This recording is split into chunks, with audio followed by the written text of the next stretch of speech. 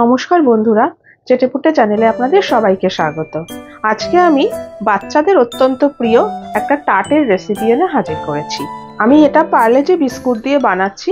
আপনারা যে কোনো বিস্কুট যেটা আপনাদের পছন্দ সেই বিস্কিট দিয়ে এটা বানাতে পারেন। আমি এখানে 150 গ্রাম বিস্কিট নিয়েছি। এই বিস্কিটটাকে প্রথমে আমি মিক্সিতে গুঁড়ো করে নিয়ে আসছি। তারপরে কি কি করতে হবে আমি দেখাচ্ছি। এটা কিন্তু ভীষণ তাড়াতাড়ি হয়ে যায় আর খেতে কিন্তু সত্যিই খুব ভালো হয়। তাহলে চলুন আমি আগে এটাকে গুঁড়ো করে ফিরে আসছি। দেখুন আমি এটাকে এরকম ডাস্ট করে নিয়ে এসেছি। এবারে এখানে আমি দিচ্ছি, এখানে রয়েছে 50 গ্রাম বাটার, যেটাকে আমি মেল্ট করে নিয়েছি। এটা আমি অল্প অল্প করে মেশাবো আর একটা মন্ড টাইপের তৈরি করতে থাকবো।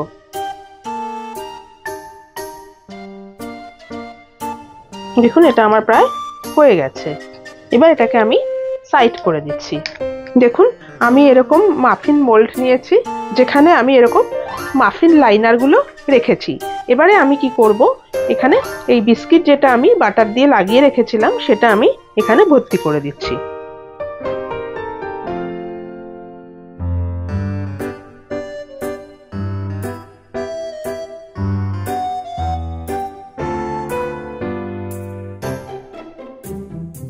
এবারে আমি এরকম একটা বোতল নিয়েছি, যে বোতলের ঢাকনাটা একটু বড়, সেরকম একটা বোতল দিয়ে আমি এই মাঝখানটায় আমি বসাচ্ছি। বসিয়ে আস্তে আস্তে আমি এটাকে চেপে চেপে মাঝখানে একটা জাস্ট গর্ত মতো করছি।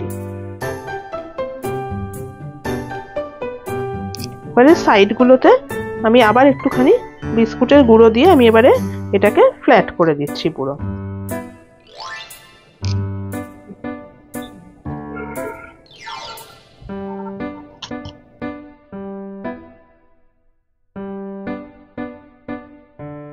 এই দেখুন এরকম একটা মাঝখানে এরকম একটা গর্ত মতো তৈরি হয়েছে।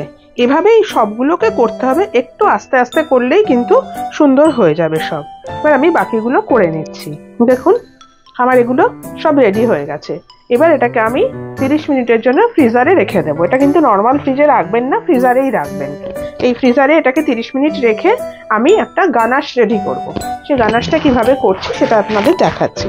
দেখুন আমি এখানে 100 গ্রাম ডার্ক চকলেট নিয়েছি। এবারে আমি এটার মধ্যে একটা গানাশ রেডি করব। এই গানাশটা রেডি করার জন্য আমি একদম ঘরোয়া প্রসেসে আপনাদেরকে দেখাচ্ছি। যদি আপনাদের কাছে ফ্রেশ ক্রিম না থাকে সেক্ষেত্রে আপনারা কিভাবে গানাশটা রেডি করবেন। এর মধ্যে আমি দিয়ে দিচ্ছি 1/2 টিস্পুন মতো বাটার।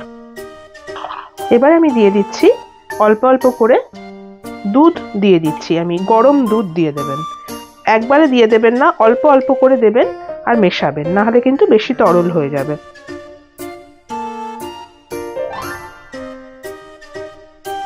এরকমভাবে দুধ মিশিয়ে আপনারা মাইক্রোতেও এটা ঘুরিয়ে নিতে পারেন বা হাতের সাহায্যেও করে নিতে পারেন। দেখুন আমার এটা একদম রেডি হয়ে গেছে। 10 মিনিট মতো এটাকে একটু নর্মাল ফ্রিজে রেখে দিলে এটা আরো ঘন হয়ে যাবে। এবারে আমি একটা পাইপিং ব্যাগের মধ্যে এটাকে ভরে নিচ্ছি। পাইপিং ব্যাগ যদি আপনাদের কাছে না থাকে সেক্ষেত্রে আপনারা চামচ দিয়েও এটাকে ভরতে পারবেন, আর পাইপিং ব্যাগ থাকলে তো কোনো কথাই নেই। দেখুন পাইপিং ব্যাগের মধ্যে আমি এটাকে ভরে নিলাম। দেখুন আমি এটাকে ফ্রিজার থেকে বার করে নিয়ে এসেছি। এবার যে গানাশটা আমি বানিয়েছি সেই গানাশটা এবার আমি এর ভেতরে দিয়ে দেব।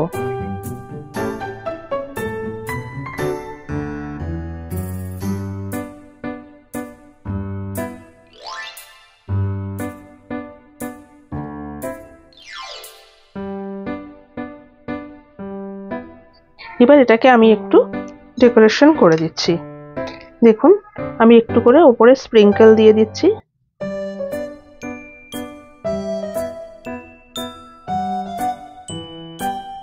এটা আপনারা একটু আপনাদের পছন্দ মতো ড্রাই ফ্রুটসও দিতে পারেন। আর দিয়ে দিচ্ছি একটু হোয়াইট চকো চিপ, এগুলো বাচ্চারা খুবই পছন্দ করে।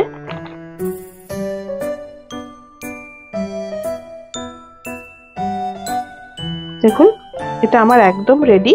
এবার এটাকে আমি আবার 30 থেকে 40 মিনিটের জন্য আবার এটাকে ফ্রিজারে আমি জমতে দেব। তারপরে আমি এটা আপনাদেরকে সার্ভ করে দেখাবো। দেখুন আমি এটাকে ফ্রিজার থেকে বার করে নিয়ে এসেছি, এটা পুরো সেট হয়ে গেছে। এবার এটাকে আমি আপনাদেরকে সার্ভ করে দেখাচ্ছি। আমি দুটো রেখেছি এমনি মোল্ডের মধ্যে, একটাকে আমি ডিমোল্ড করে আপনাদের সামনে এটাকে রাখলাম। ডিমোল্ড করাটা কিছুই না, জাস্ট আলতো করে ধরে এটাকে ছাড়িয়ে নেবেন, তাহলেই হয়ে যাবে, কারণ এটা পুরোটাই জমা আছে। দেখবেন এটা এইভাবে বানিয়ে বাচ্চাদেরকে দেবেন, ওরা খুবই খুশি হবে। বাড়িতে কোনো আত্মীয় স্বজন আসলেও কিন্তু আপনারা এটা বানিয়ে দিতে পারেন। আমার এই ভিডিওটা যদি আপনাদের পছন্দ হয়ে থাকে তাহলে অবশ্যই একটি লাইক করবেন, আর আমার চ্যানেলটিকে সাবস্ক্রাইব করে আমার পাশে থাকবেন প্লিজ। আর পাশে থাকা বেল আইকনটিকে প্রেস করবেন, যাতে আমি যখনই কোনো নতুন ভিডিও আপলোড করব তার নোটিফিকেশন খুব তাড়াতাড়ি আপনাদের কাছে পৌঁছে যায়। তাহলে আজকে চলি, আবার চলে আসবো অন্যদিন নতুন কোনো রেসিপি নিয়ে। সুস্থ থাকবেন, ভালো থাকবেন, নমস্কার।